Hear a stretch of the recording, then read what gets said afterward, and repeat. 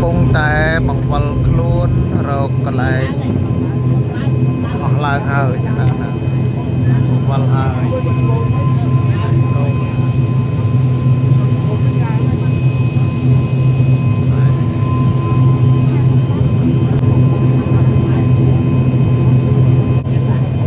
bọt hơi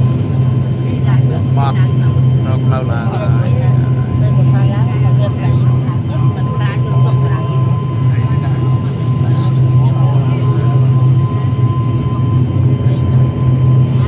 bằng vần luôn hơi tao ơi tao ơi tao ơi tao ơi ơi láng ơi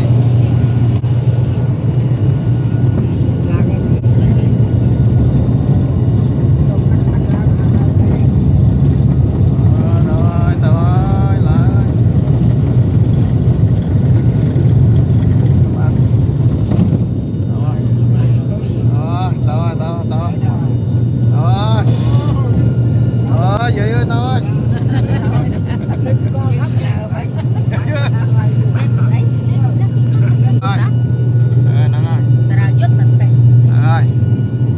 ông mệt thế nó mới lên lên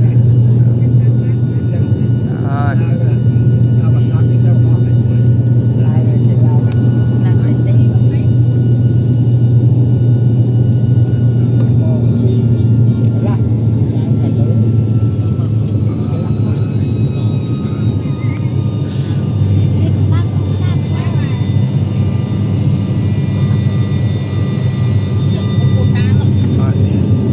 lâu